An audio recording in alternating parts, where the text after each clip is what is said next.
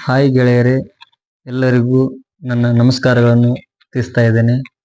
ಯಾಕಪ್ಪ ಅಂತಂದ್ರೆ ನಾವು ಜನವರಿ 26ರಂದು ಒಂದು ಹೊಸ ಯೂಟ್ಯೂಬ್ ಚಾನಲನ್ನು ಓಪನ್ ಮಾಡಿದ್ದೇವೆ. ಆ ಯೂಟ್ಯೂಬ್ ಚಾನಲ್ ಹೆಸರು ಏನಂತಂದ್ರೆ ಕಲ್ಲಾಪುರ್ ಬಾಯ್ಸ್ 12 ಅಂತೇಳಿ. ನಮ್ಮ ಯೂಟ್ಯೂಬ್ ಚಾನಲ್ ಹೆಸರು ಕಲ್ಲಾಪುರ್ ಬಾಯ್ಸ್ 12.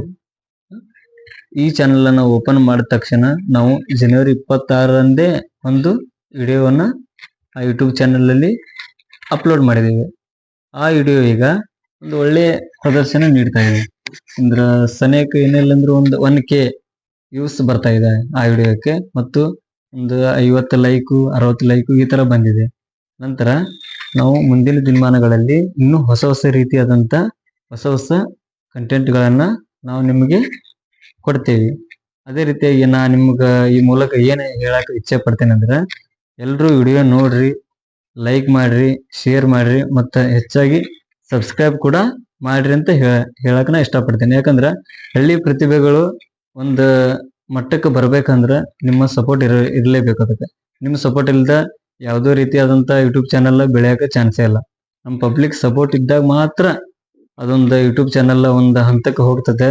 ಒಂದು ಹಂತಕ್ಕೆ ಹೋಗಿ ಒಂದು ಹೆಸರು ಮಾಡ್ತದೆ. ಹೆಸರು ಮಾಡಿಂದ ಅವಾಗ ನೀವು ಅನ್ಕೋತೀರ, ಅಡ್ಡಿಲ್ಲ, ಈ ಒಳ್ಳೆ ಚಾನಲ್ ನಾವು ಲೈಕ್ ಮಾಡಿವಿ, ಶೇರ್ ಮಾಡಿವಿ, ಸಬ್ಸ್ಕ್ರೈಬ್ ಮಾಡಿವಿ, ಇದೇ ರೀತಿಯಾಗಿ ಅದೊಂದು ಒಳ್ಳೆ ಚಾನಲ್ ಬೆಳೀತಪ್ಪ ಅಂತಂದ್ರೆ ಒಂದ್ ದಿವ್ಸ ನೀವು ಅನ್ಕೋತೀರಿ.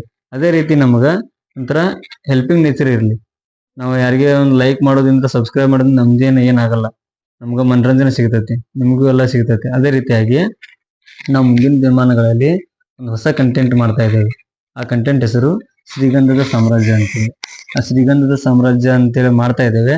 ಅದಕ್ಕೆ ಇದೇ ರೀತಿಯಾದಂತ ಲೈಕ್, ಶೇರು, ಸಬ್ಸ್ಕ್ರೈಬ್ ಮಾಡ್ರಿ.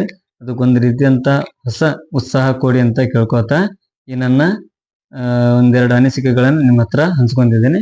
ಇಷ್ಟು ಹೇಳಿ ನಾ ಈ ವಿಡಿಯೋನ ಮುಗಿಸ್ತಾ ಇದ್ದೇನೆ. ನಮಸ್ಕಾರ.